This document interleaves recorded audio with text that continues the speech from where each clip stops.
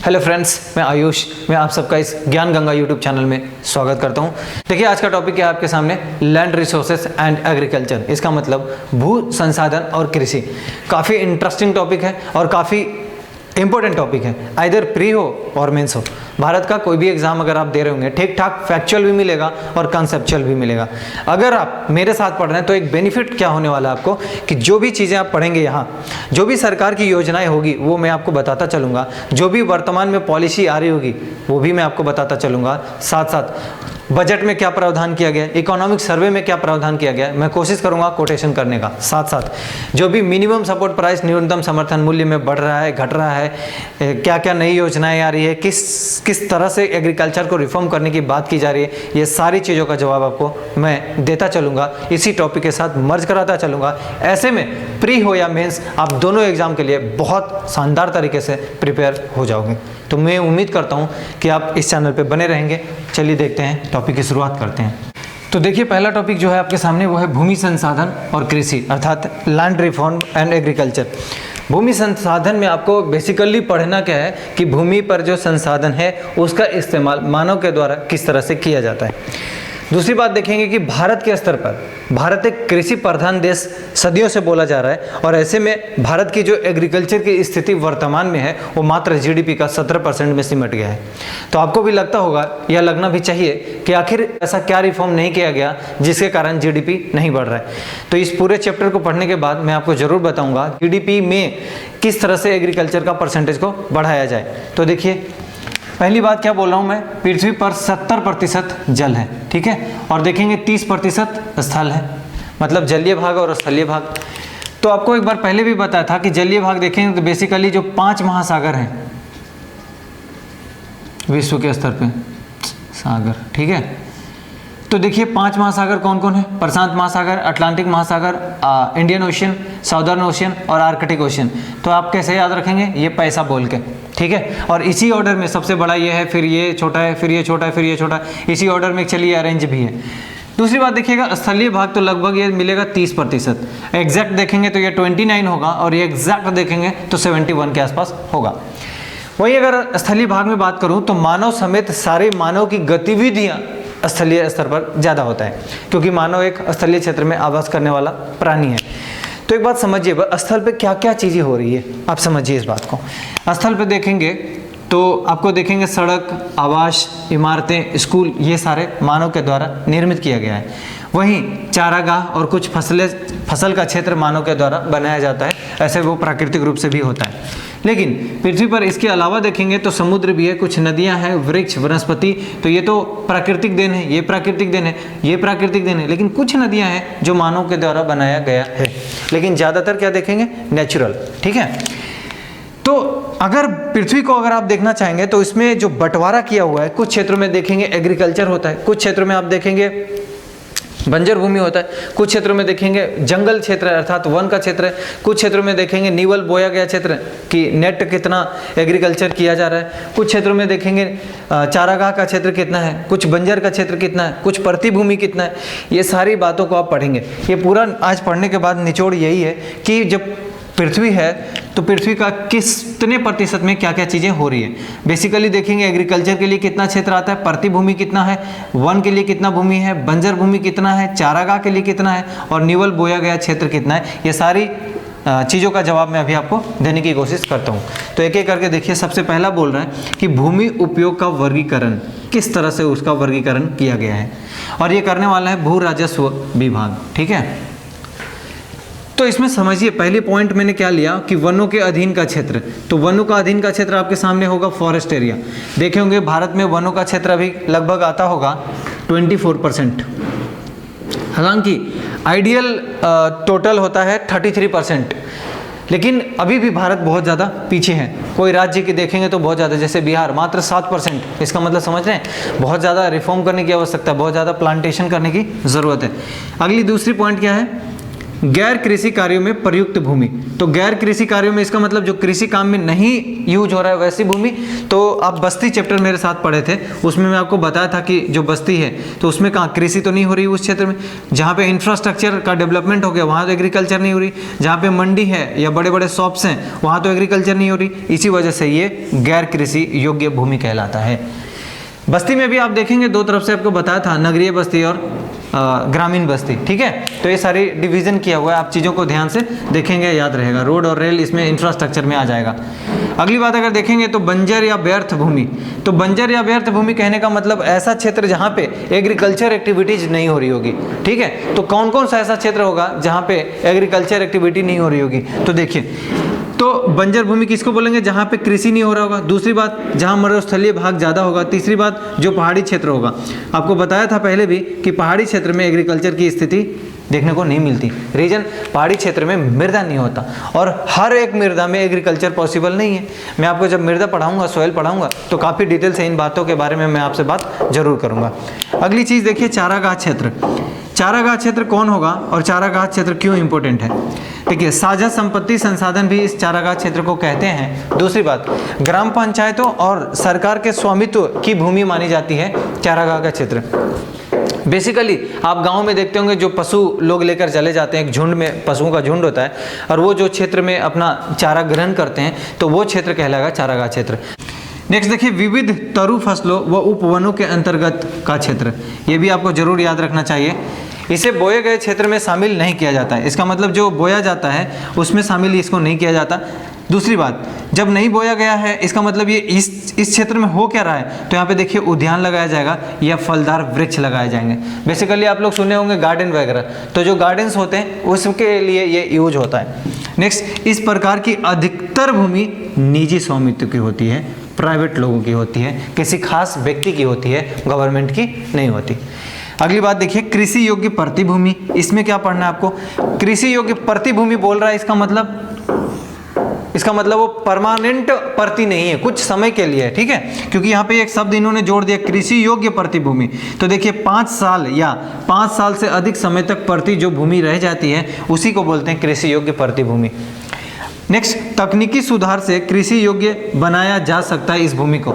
एक बात आपको बताता चलूं कि रिफॉर्म जैसे जैसे हो रहा है वर्तमान समय में आप देखते होंगे कि जितना रिफॉर्म होता चला जा रहा है, क्योंकि आपको पता होगा माल्थस का सिद्धांत कि जिस तरह से पॉपुलेशन बढ़ेगी खाद्यान्न की आवश्यकता होगी। ऐसे में दोस्त, जो कृषि योग्य प्रतिभूमि है उन्हें कृषि योग्य भूमि बनाने की कोशिश की जा रही है, क्योंकि अगर खाद्यान्न की क्षमता को बढ़ाया नहीं जाएगा तो आप कैसे लोगों की जो डिमांड होगा उसको आप पूरा करेंगे। ऐसे में सरकार कोशिश कर भी रही है। आप देखे होंगे लगातार एमएसपी को बढ़ाया जा रहा है, मिनिमम सपोर्ट प्राइस, न्यूनतम समर्थन मूल्य। वर्तमान समय में आप देख रहे होंगे कि भारत सरकार भी कोशिश कर रही है कि जितने भी किसान हैं, जनरली आप देखेंगे उनके जमीन का टुकड़ा एक जगह इस तरह से अगर इतना हो तो एग्रीकल्चर कर लेंगे, लेकिन ये टुकड़ों में बटा हुआ है। ऐसे में मैं बताता रहता हूँ बार बार कि एग्रीकल्चर करना थोड़ा आसान नहीं है। तो सरकार का कहना है कि पट्टे पे एक बार जमीन को दे दिया जाए और प्राइवेट लोग इस पे खेती करेंगे। ऐसे में गहन कृषि होगी और एग्रीकल्चर का जो प्रोडक्शन रेट होगा वो बढ़ जाएगा। समझ पा रहे हैं? वर्तमान प्रतिभूमि, ठीक है। यहाँ पे अगर देखेंगे तो बोला जा रहा है कि कम समय तक प्रतिभूमि जो रहता है उसी को बोलते हैं वर्तमान प्रतिभूमि, मतलब 5 साल से भी जो कम समय तक रहा है वो। दूसरी बात, उर्वरता को अत्यधिक बढ़ाने के लिए प्रतिभूमि रखा जाता है। लगातार अगर एग्रीकल्चर एक्टिविटीज हम बढ़ाते चले जा रहे हैं तो जो मृदा की उर्वरता होता है उसी रेशियो में क्या होता है, कम होता चला जाता है। ऐसे में क्या करना होता है, कुछ समय के लिए उस जमीन को प्रति छोड़ देने से वापस वो अपनी उर्वरा क्षमता को बढ़ाने में सक्षम होता है। तो क्या होता है, एक नया पॉलिसी होती है कि एग्रीकल्चर एक्टिविटीज को बढ़ाने के लिए या प्रोडक्शन रेट को बढ़ाने के लिए प्रतिभूमि को छोड़ा जाता है, ठीक है। नेक्स्ट टाइप देखिए, निवल बोया गया क्षेत्र। तो निवल बोया गया अगर क्षेत्र की बात करूं तो ऐसे बोला जाता है कि जिस पर फसलें लगाई जाती है और काटी जा रही है उसी को बोला जाता है निवल बोया गया क्षेत्र, ठीक है। तो वर्तमान समय में देखेंगे कि किस क्षेत्र में फसल लगाया गया है और काटा जा रहा है, मतलब लगातार वहां पे एग्रीकल्चर एक्टिविटीज जारी है, उस क्षेत्र को हम बोलते हैं निवल बोया गया क्षेत्र। और वर्तमान में देखेंगे वही निवल बोया गया क्षेत्र आपकी खाद्यान्न की आवश्यकताओं को पूर्ति करने के लिए अग्रसर होता है। नेक्स्ट, भारत में भूमि उपयोग में परिवर्तन हो रहा है। देखेंगे लगातार क्या हो रहा है, एक्टिविटीज़ बदलती जा रही है लोगों की। देखेंगे पहले प्राथमिक क्रियाकलाप ज़्यादा होता था, वहीं द्वितीयक में चले गए, लोग तृतीयक में चले गए, इस तरह से शिफ्ट होता चला जा रहा है। नेक्स्ट क्या बोल रहा हूँ मैं कि समय के साथ साथ आर्थिक क्रिया में बदलाव आता है, किंतु भूमि का जो क्षेत्रफल है वो तो निश्चित है। मतलब जमीन का जो टुकड़ा है वो फिक्स है और जनसंख्या बढ़ रहा है, साथ साथ जो आर्थिक क्रियाकलाप है वो बढ़ रहा है। मतलब मैं अभी कह ही रहा था कि लोग प्राइमरी सेक्टर में काम कर रहे थे लेकिन द्वितीयक में शिफ्ट हो गए, तृतीयक में शिफ्ट हो गए, लेकिन क्षेत्र तो फिक्स्ड है ना। ऐसे में क्या हो रहा है, भूमि का उपयोग में परिवर्तन देखने को मिल रहा है। ठीक, इसका कुछ पॉइंट्स मैं आपको बताऊं। देखिए, अर्थव्यवस्था का आकार समय के साथ बढ़ता चला जा रहा है, ये दिमाग में रखना आपको, आकार बढ़ता चला जा रहा है। क्यों? क्योंकि देखेंगे जनसंख्या बढ़ने के कारण लगातार टेक्नोलॉजी, प्रौद्योगिकी का विकास हो रहा है और ऐसे में लोगों की इनकम तो बढ़ रही है लेकिन भूमि पर दबाव भी उतना ही तेजी से बढ़ रहा है, क्योंकि लोगों की जनसंख्या बढ़ने के कारण लोगों की डिमांड बढ़ता है। दूसरी बात देखिए, समय के साथ अर्थव्यवस्था की संरचना में भी बदलाव आता है। क्या मैं बोल रहा हूँ? समय के साथ अर्थव्यवस्था की स्ट्रक्चर, संरचना में बदलाव होता है। संरचना में बदलाव कहने का मतलब प्राथमिक क्षेत्रक से द्वितीयक से तृतीयक लगातार आप देख रहे होंगे शिफ्ट होता चला जा रहा है। आपको एग्जाम्पल के तौर पे अगर भारत का ही एग्जाम्पल मैं कोट करूं तो आप देखेंगे जब स्वतंत्रता के समय की भारत थी तो उस समय देखेंगे प्राइमरी क्षेत्रक में हमारा एक्टिविटी ज़्यादा था। धीरे धीरे क्या हुआ, आप द्वितीय पंचवर्षीय योजना में देखेंगे हैवी इंडस्ट्री को बढ़ावा दिया गया। ठीक है, मतलब द्वितीय सेक्टर की तरफ हम शिफ्ट हुए।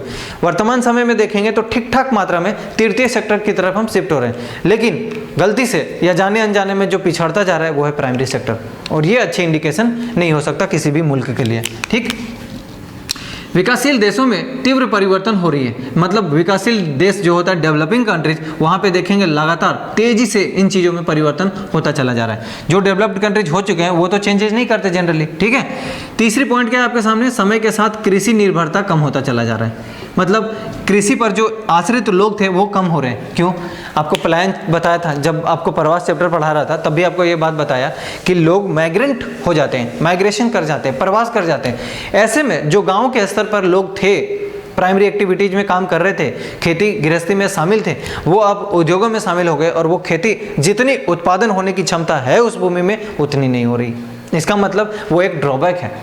एक तरफ आप प्राइमरी को कम कर रहे हैं, सेकेंडरी को बढ़ा रहे हैं, तो ये अच्छा काम नहीं कर रहे हैं। समझ पा रहे हैं? इसका मतलब अगर प्राइमरी भी बढ़ रहा होता और द्वितीयक भी बढ़ रहा होता तब माना जाता कि एक अच्छी टेम्परामेंट है, अच्छी विकास है। अगली बात देखिए, वर्तमान समय में वन क्षेत्र बढ़ रहा है। दूसरी बात, गैर कृषिगत कार्यों में प्रयुक्त भूमि भी बढ़ रहा है, जैसे औद्योगिक विस्तार बढ़ रहा है, अवसंरचना का विस्तार बढ़ रहा है, तो ये गैर कृषि क्षेत्र के अंतर्गत आएगा ना भाई, इंडस्ट्री वगैरह। और इसका बढ़ना, ये इसका मतलब द्वितीयक क्षेत्र और अवसंरचना मतलब ट्रांसपोर्टेशन तृतीयक क्षेत्र की तरफ इशारा करता है। वर्तमान समय में देखेंगे प्रति भूमि की संख्या भी बढ़ रही है, क्योंकि अगर लगातार बहुत समय तक आप जमीन को नहीं उसकी देखरेख करेंगे तो वो भी वेस्ट हो जाता है। ठीक है, अगली बात देखिए, भारत के स्तर पे वर्षा की अनियमितता भी बहुत जब बढ़ता है। मतलब जब बरसात होना चाहिए तब नहीं आता है। जलवायु परिवर्तन के कारण बहुत ज़्यादा समस्याएं देखने को मिलती हैं।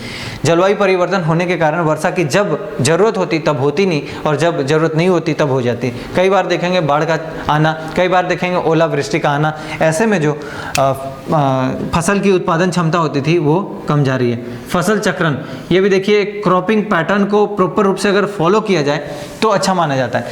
जैसे देखेंगे दलहनी पौधा लगाने से नाइट्रोजन की जो मात्रा होता है मृदा में वो बढ़ जाता है, और अगर ऐसा होता है तो वो मृदा ज़्यादा उर्वरक माना जाता है, उसकी उर्वरक क्षमता बढ़ जाती है। ठीक है, एक और बात समझिए, जब कृषि पर निर्भरता कमता चला जाएगा तो उसी अनुपात में अर्थव्यवस्था में उसका योगदान भी कमता चला जाएगा। वर्तमान समय में जीडीपी का मात्र 17% है एग्रीकल्चर, और ये दुखद घटना है। समझ पा रहे हैं? क्योंकि भारत एक कृषि प्रधान देश कहलाता है और मात्र 17% अगर योगदान हो तो फिर अच्छी बात नहीं है। वर्तमान समय में बढ़ती जनसंख्या और बढ़ती भूमि की मांग के कारण देखेंगे कृषि योग्य प्रति भूमि में कमी आई है। देखेंगे जनसंख्या क्या हो रहा है, लगातार बढ़ता चला जा रहा है, और भूमि का जो डिमांड है वो ज़्यादातर मांगा जा रहा है, मतलब उसकी डिमांड बहुत ज़्यादा है। तो ऐसे में क्या होगा, कृषि योग्य प्रति भूमि में कमी आ रही है, लोग उसका यूज कर रहे हैं। ठीक है, नेक्स्ट टॉपिक देखिए। नेक्स्ट टॉपिक है आपके सामने साझा संपत्ति संसाधन या सामुदायिक प्राकृतिक संसाधन। देखिए, भू स्वामित्व के आधार पर इसे दो तरह से डिवाइड किया गया है। पहले को आप क्या बोलेंगे, निजी संपत्ति, ठीक है। दूसरे को क्या बोलेंगे, साझा संपत्ति। निजी संपत्ति हमेशा किसी एक व्यक्ति का होगा या एक, दो या दो से अधिक व्यक्तियों के समूह का होगा, ठीक है। वो सरकार की नहीं हो सकती, इसीलिए उसे निजी बोला जाता है, ठीक है। अगली बात अगर देखेंगे तो साझा संपत्ति संसाधन ये सामुदायिक उपयोग के लिए होता है, ठीक है। दूसरी बात देखेंगे, राज्यों की स्वामित्व इसमें होती है, इसका मतलब मालिकाना हक राज्यों का होता है, समझ पा रहे हैं ना। अगली बात देखिएगा तो इसमें सामुदायिक उपयोग के लिए क्या क्या चीज़ें होती हैं, तो देखेंगे ईंधन के लिए जनरली महिलाएं लकड़ियों का यूज करती हैं गांव के स्तर पे। हालांकि फिलहाल एलपीजी योजना के तहत ये जो लकड़ियाँ जीवाश्म ईंधन यूज होता था उसकी संख्या में कमी आई है। दूसरी बात देखेंगे, औषधीय पौधे, बहुत सारे ऐसे प्लांट हैं जो मेडिसिनल वैल्यू उनकी बहुत ज़्यादा होती है, तो उनका भी यूज होता है। कुछ देखेंगे पशुओं के चारा के लिए इस्तेमाल किया जाता है। साथ साथ कुछ एग्जाम्पल अगर मैं बताऊँ तो सामुदायिक वन की है, चारागाह की है, ग्रामीण और ग्रामीण जलीय क्षेत्र की है। ये सारे जो कहलाएंगे वो क्या कहलाएंगे, साझा संपत्ति संसाधन कहलाएंगे। तो देखिए इस तरह से ये टॉपिक समाप्त होता है और मैं उम्मीद करता हूँ आप लोग को पसंद आ रहा होगा। जरूर दोस्तों को शेयर करें और अगर कोई कमी नजर आ रही हो प्लीज़ जाएं, फीडबैक जरूर दें, ठीक है। और उम्मीद करता हूँ आप ऐसा कर भी रहे होंगे। फिर भी अगर और भी सब्जेक्ट आप पढ़ना चाहते हैं तो इस चैनल पे बहुत सारे वीडियोज हैं, आप एक बार डिस्क्रिप्शन बॉक्स में ज़रूर जाएं, देखें और उम्मीद करता हूँ आपको अच्छा ज़रूर लगेगा। धन्यवाद।